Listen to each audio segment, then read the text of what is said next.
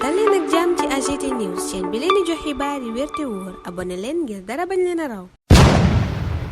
AGT News. jërë ngeen jëf ci ànd bi ak AGT News coow laa ngi wéy ci mbiram Djiby Gueye Ndiaye Antoine Diome ki ñu jëkk a tudd mooy chef protocole bu Ousmane Sonko jamono ji nag dese lu ñu ko dara lanu ko yekk moo raw keteme ñee ko koy yekk du ñenn ñu dul militant yi Pastef yi nga xam ne rafetlu wuñu nuyoonte xàqataay gëmu sekk ak Antoine Diome ca xombal kooka nekkoon ministre de l'intérieur ci jamonoy Macky Sall coow loola nag doyen Alla Kane bu magi Pastef nekk it conseiller spécial bu président Pastef Ousmane Sonko yëkkati na ca kàddu ñàkkul kàddu yu ñu bare bari xaarutoon bala ñu leen koy dégtal ñu ngi leen di ñaan ngeen aimé vidéo bi partagé ko ngir may ñeneen ñu mun ci jot. li ma ci wax rek moo di ne ñaari nit ñi nga xam ne ñoo waral loolu moo tax réaction yi mën koo nangu ndax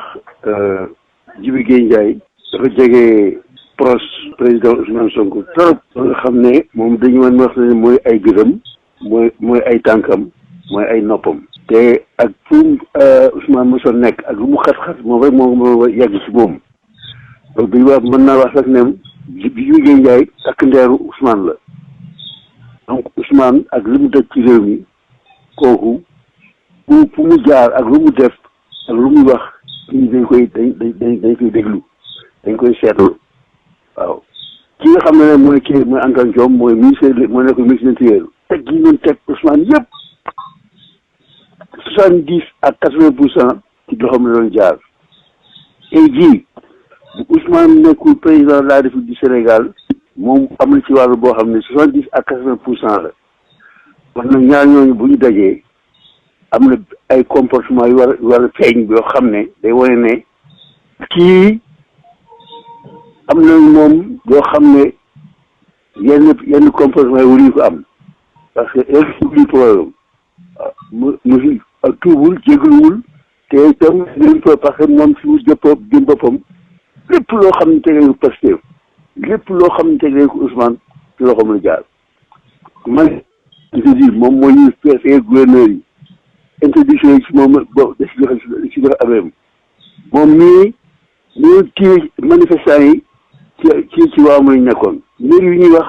ci am na ci wàll moom Antoine Diome kon nag bu fekkee ne tey takk ndeeru Ousmane dafa day moom xew war am benn comportement bu loolu parce que lii dafa yàggul dafa seddugul daal boo tax ma yaakaar ne kon nag daa wax dëgg yàlla ñun ñi nga xam ne dañuy teg place yi nekk ay responsable dañu war a surveiller suñu comportement yoo xam buñu tey ñi nga xam ñoo nekkoon démb ñu bulu xataal yaakaar nag ne loolu moo tax ñu am active bi ñu am te itam dama ciy kontaan parce que dama xam ne projet bi ñuy wax am na ñu koy taxawu dañu na responsable xam ne ñi ñaa ngi leen teg bët waaw te ñu xam seen comportement ak ñi fi nekkul démb te encore une fois damay wax ne nañu moytu masla mën fi am xëy na mën nañ ko nangu ci yenn mais fii masla mën fi am parce que dañ ne anti système bi depuis 1963 ba léegi moo fi nekk di teg li ñuy teg di base réew mi ñu koy xeex di ko xeex ba yàlla ñu ndam te askan wi moo ko xeex askan wi nag di ko yëkkati mooy Pastef ak ñu mu àndal ci coalition Diomaye président ñooñu képp ku ci nekk lépp looy def ak dox ñu dox si diggante ñi fi nekkoon démb li ñu wax da nga ko seetal bu baax a baax parce que ñu ngi ci bët kontaan naa nag man ci li nga xam ne ñu ngi surveiller projet bi ñu ngi taxaw pour projet bi jàll ñu ngi taxaw bi nga xam ne projet seen loxo la nekk ñu ngi di surveiller boo mën di nekk ak kilifa boo mën di toll da nga may xel askan wi loolu moo tax mu indi sama 3 pays mooy parti bi projet bi ak peuple bi loolu ku ko responsable bu ko may xel da ngay juum. waaw kon Djiby Gueye Ndiaye moo juum ci mbir mi. waaw juum na foofu. d'accord en tout cas man bëggoon man ma am foofu comportement. te nit ñu def attention parce que léegi ñun ñëpp foofu ñu nekk dañuy ànd ak ay caméra yëpp ñu ngi di filmer donc li may surveiller mais wax dëgg yàlla boo def sa malgré ça rek dañuy yëpp foofu. parce que nag vraiment am nañu contentieux bu mag a mag ak Antoine Diome bu rëy a rëy léegi am na moom contentieux askan bi am nañu contentieux parce que am nañu contentieux ñooñu kan moo gisee Pastef ci sa proposition yëpp bu ñu ko fàttee tey jii bëre bu Ousmane bu dëkk président de la République moom Antoine Diome 70% ci loxo moo ko waral parce que ki nga xam ne Ousmane moo ne kii dafay farle kii kooku moo falu donc bu fekkee ne Ousmane boobu dem da am 60 à 70% de taux de victoire kon nag kooku boo dee ñëw ci xew mais attention ci nga nekk takk ndeeru Ousmane nga nekk loxo Ousmane nga nekk nopp Ousmane nga nekk lamiñu Ousmane fu mu nekk lu mu lëndëm yow soo ko yan fa yegg donc ñii day jël ko Ousmane da ngay nekk takk ndeeram kon looy def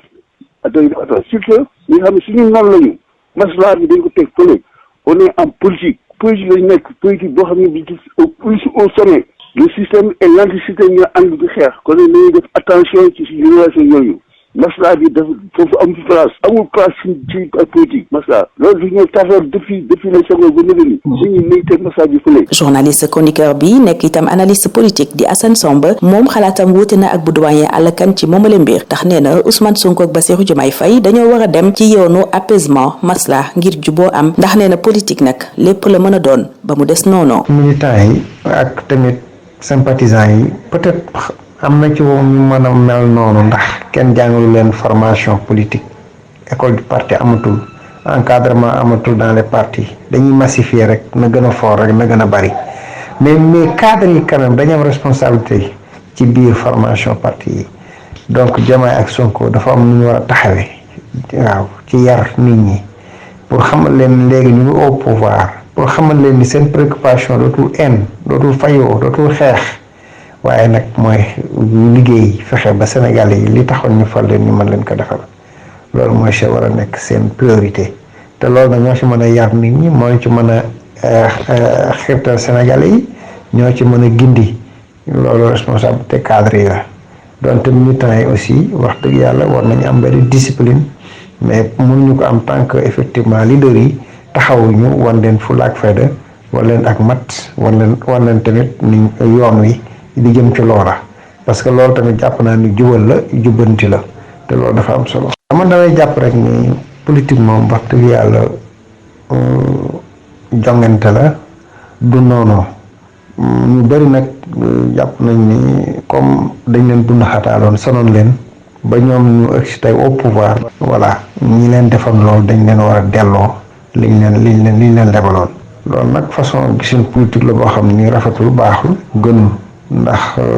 problème mu xeex la problème mu fayantoo la vengeance la haine la passion la te loolu amul njëriñ baaxul. Jibi Gueye Ndiaye mooy takkandeeru Ousmane Sonko yi kàddu la doyen Alla Kane jël sukkandiku ci ba jox njuumteli chef protocole bu Pastef ci mbir mi dox digganteem ak militant patriote yiy ñaawlu na mu doxaleeg Antoine Diome di nuyoonte yaa xàqataay ya ca xombal Antoine mooma ñoom ñu jàpp ne lépp luy naqar ak fitna gu tegu ci kaw Ousmane Sonko 2021 ba tey bokk na moom ci ñu ko sookee bu ñu xoolee nag bi lépp taxawaay bu doyen Alla Kane ak yeneen yu ñu bari am ci biir parti Pastef googa mën nañoo jàpp ne xeex bi diggante Pastef ak APR dañuy wax waxi jubóog maslaa rek waaye sore na loolu jeex. Merci de suivre AGT News. La polémique se poursuit dans l'affaire dite Jibi Gueye Ndiaye Antoine Diome. Le premier nommé chef de protocole de Ousmane Sonko traverse un sale temps depuis qu'il a rencontré le second qui fut ministre de l'Intérieur sous Macky à Khombole et l'a salué de manière très amicale en plus de l'accolade et des rigolades qui n'ont pas été du goût des militants de Pastef. Une situation qui a suscité une surprenante réaction du doyen Alla Kane de Magui Pastef, par ailleurs conseiller spécial du président du parti Pastef. Avant de l'écouter, nous vous prions d'aimer et de partager cette vidéo pour permettre à d'autres d'y accéder. Voilà, ça, pour bien apprécier cette situation-là, il faut revenir sur le statut des deux personnages en question. Je vous parlais de Jibi Gueye Ndiaye et Antoine Diome, ancien ministre de l'Intérieur. Jibi Gueye Ndiaye, c'est le chef de protocole de Ousmane. C'est son bras, ce sont ses jambes, ce sont ses yeux, ses oreilles, etc. C'est son ombre, c'est l'ombre. Si personne ne pouvait accéder, moi, le plus difficile à Ousmane, lui, il avait la possibilité d'accéder à lui et d'être toujours à ses côtés. Donc, on peut dire que c'est son jumeau, c'est Ousmane numéro 2. Et l'autre personnage, c'est Antoine Diome, qui était le ministre de l'Intérieur, qui nous a créé toutes les difficultés possibles, imaginables dans ce pays-là. Et je peux dire que si aujourd'hui Ousmane Sonko n'est pas président, le cinquième président de la République du Sénégal, il y a une part de 70 à 80%. Parce que étant ministre de l'Intérieur, il posait les difficultés, il nous créait des situations absolument difficiles pour ne pas nous permettre de nous déployer sur le terrain politique. Les gouverneurs, les préfets qui disaient les manifestations, mais ils sont sous ces hommes. Hein? Ceux qui tiraient sur ceux qui lançaient les grenades sur les manifestants, ceux qui tuaient les nervis, tout ça, c'était ce seul. Il nous a créé ici les cocktails Molotov, il a parlé de forces spéciales, de forces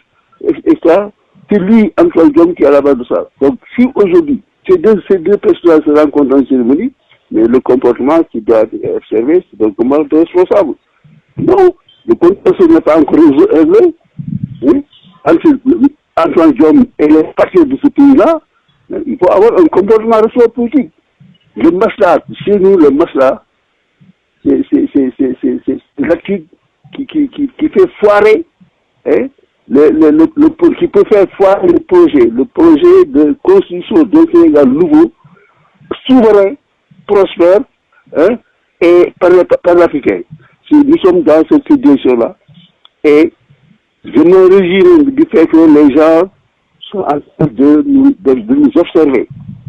Les patriotes, les militants de Pastef, les éléments de la coalition Diomaye président, hein, ils sont en train d'observer les responsables et que les responsables doivent leur prêter l'attention la plus vigilante possible. Sinon, ils vont commettre des erreurs. Les gens ont raison de se poser des questions et de condamner ces attitudes. Il faut quand même que nous, responsables de ce qui se passe, nous qui sommes à la tête et qui devons conduire à la victoire le projet, on doit être plus responsable que ça et dire que ces gens-là, tant que le coopération qui a entre eux n'est pas réglé, ils doivent avoir un certain comportement digne à leur égard. Donc dans cette histoire, c'est Djibi Gueye Ndiaye qui est fautif. Oui, et dans le langage des masses, aujourd'hui, nous sommes dans une situation de critique et de critique.